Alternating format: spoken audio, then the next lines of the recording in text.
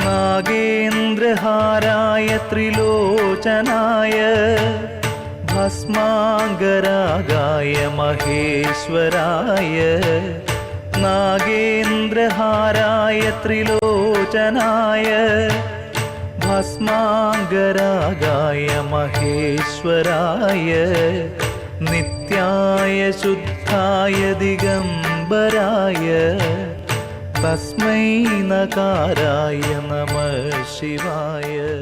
മലമുകളിൽ കുടികൊള്ളുന്ന ആയിരവില്ലി ഭഗവാന്റെ കൃപാകടാക്ഷങ്ങൾ തേടിയുള്ള യാത്രയാണിത്.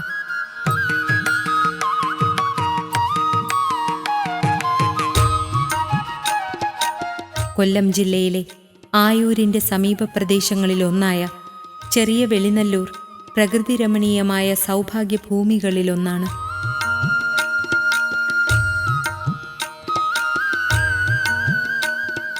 ആയിരവില്ലിപ്പാറയിൽ കുടികൊള്ളുന്ന ആയിരവില്ലി ഭഗവാൻ പ്രപഞ്ചനാഥനായ ശിവൻ തന്നെയാണ്. തലമുറ തലമുറകളായി ഈ പ്രദേശക്കാരുടെ ഗ്രാമദൈവവും രക്ഷകനുമൊക്കെ ആയിരവില്ലി ഭഗവാൻ തന്നെയാണ്. മലമുകളിലെ ആയിരവില്ലി ഭഗവാന്റെ ചൈതന്യത്തോടൊപ്പം തന്നെ വനദുർഗാദേവി സാന്നിധ്യമുള്ളതിനാൽ മലമുകളിലെ ദൈവത്തറയിൽ ഒരു വനദുർഗാദേവി ക്ഷേത്രവുമുണ്ട്. ഏകദേശം 500 വർഷങ്ങൾക്കു മുമ്പാണ് മലമുകളിലെ ആയിരവില്ലി ഭഗവാനെ ഗ്രാമത്തിൽ ആൽത്തറയ്ക്ക് മുന്നിൽ പ്രതിഷ്ഠിച്ച് പൂജകൾ തുടങ്ങിയതെന്ന് നാട്ടുകാർ പറയുന്നു.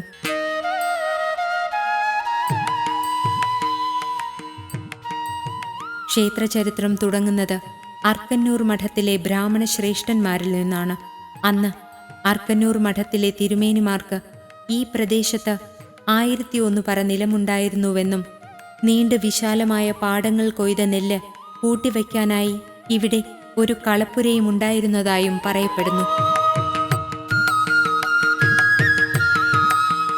വിത്ത് വിതയ്ക്കുമ്പോഴും കൊയ്യുമ്പോഴും നെല്ല് വിളയുമ്പോഴുമൊക്കെ കളപ്പുരയ്ക്ക് മുന്നിലുള്ള ആൽത്തറയ്ക്ക് മുന്നിൽ ആയിരവില്ലി ഭഗവാനെ സങ്കൽപ്പിച്ച് വിളക്കുകൊളുത്തി നമ്പൂതിരിമാർ പൂജ ചെയ്യാറുണ്ടായിരുന്നു.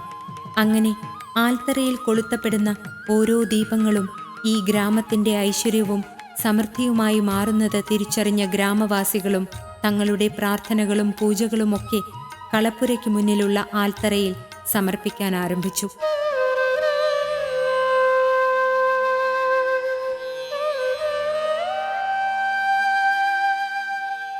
നിത്യപൂജകളില്ലാതെ വിശേഷാൽ ദിവസങ്ങളിൽ മാത്രം പൂജ നടത്തുന്ന ഒരു ചെറിയ ക്ഷേത്രമായിരുന്നു ആയിരവില്ലി മഹാദേവ ക്ഷേത്രം. അക്കാലത്ത് ഇവിടം മിക്കപ്പോഴും അടഞ്ഞു തന്നെ കിടക്കുമായിരുന്നു. അന്നും വഴിപോക്കർ അടഞ്ഞുകിടന്ന ഈ ക്ഷേത്രത്തെ നോക്കി പ്രാർത്ഥിച്ചിരുന്നതുകൊണ്ട് തന്നെ ഒരു കാലത്ത് ഈ ക്ഷേത്രത്തെ തുറക്കാത്ത ക്ഷേത്രമായിരുന്നു അറിയപ്പെട്ടിരുന്നു.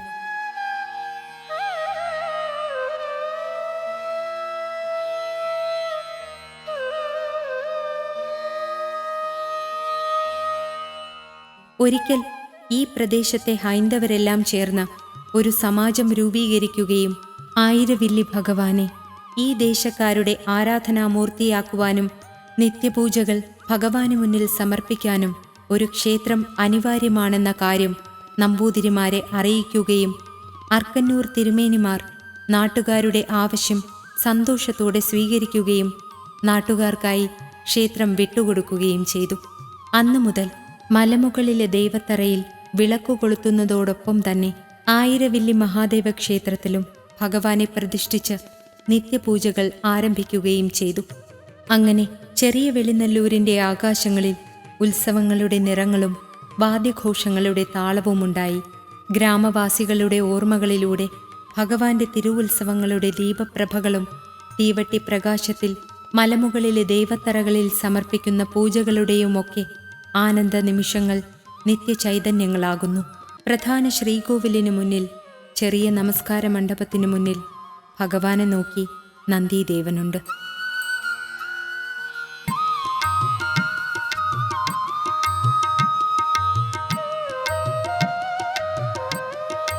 ശ്രീകോവിലിന് മുകളിലായി ഒരു പത്മം വിടർന്നു നിൽക്കുന്നു.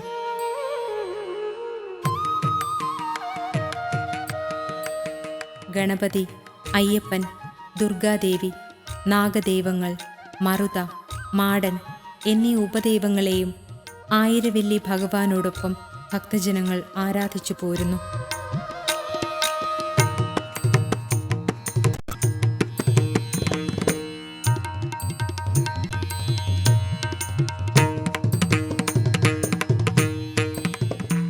അപാരമായ ശക്തിവിശേഷമുള്ള ആയിരവല്ലി ഭഗവാന് മുന്നിൽ സമർപ്പിക്കുന്ന ഏതൊരു പ്രാർത്ഥനയും ഫലവത്താകുമെന്നുള്ളതാണ് ഇവിടുത്തെ വിശ്വാസപ്രമാണം. അതുകൊണ്ട് തന്നെ ജാതിമത വ്യത്യാസങ്ങളൊന്നുമില്ലാതെ തന്നെ ഭഗവാന് മുന്നിൽ പൂജകൾ അർപ്പിക്കുവാനും പ്രാർത്ഥനകൾ സമർപ്പിക്കാനുമൊക്കെ നിരവധി ഭക്തജനങ്ങളാണ് ആയിരവല്ലി ഭഗവാന് മുന്നിലെത്തുന്നത്.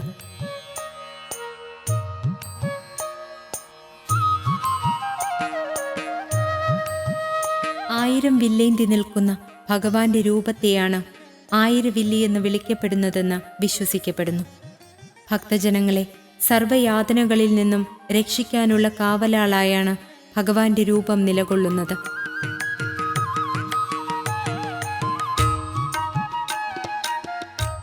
ആയിരവല്ലി മല ഭഗവാന്റെ ഒരു വിശ്വാസഭൂമി മാത്രമല്ല, ഈ ഗ്രാമത്തിൻ്റെ ഓരോ ഞരമ്പുകളിലൂടെയും ഓടുന്ന ജീവചൈതന്യത്തിൻ്റെ പ്രവാഹ കേന്ദ്രം കൂടിയാണ്. മലയുടെ ചുറ്റിനുമായി സമീപ പ്രദേശങ്ങളുടെ ദൃശ്യഭൂപടങ്ങളിലൂടെ മനസ്സിന് ഒരു യാത്ര ചെയ്യാം. മലമുകളിലെ ദേവത്തറയിലെ വിളക്കിനപ്പുറം പ്രശസ്തമായ ജടായുപ്പാറ കാണാം. ഈ വിളക്കുകളിൽ കൊളുത്തപ്പെടുന്ന ദീപം ഈ പ്രപഞ്ചം മുഴുവൻ ഭഗവത് ചൈതന്യം പരത്തുന്ന ഓംകാര മന്ത്രങ്ങളാകുമ്പോൾ, ഓം എന്ന മന്ത്രത്തിൻ്റെ മോക്ഷനാദവുമായി താഴ്വാരത്തിൽ നിന്നും മലമുകളിലേക്ക് ഇടയ്ക്കിടെ ചുരുളൻ കാറ്റ് പറന്നു കയറുമ്പോൾ മനസ്സും ശരീരവും ധ്യാനാത്മകമായ ശാന്തി തീരങ്ങളിലേക്ക് അലിഞ്ഞു ചേരുന്നു.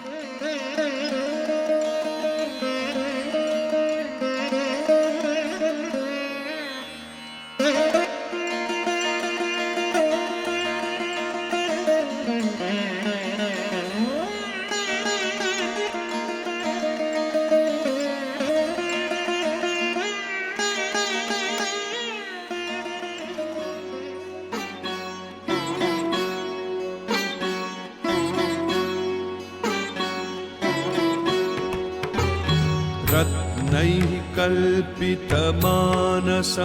हिमजलैः स्नानं च दिव्याम्बरं नानारत्नविभूषितं मृगमदामो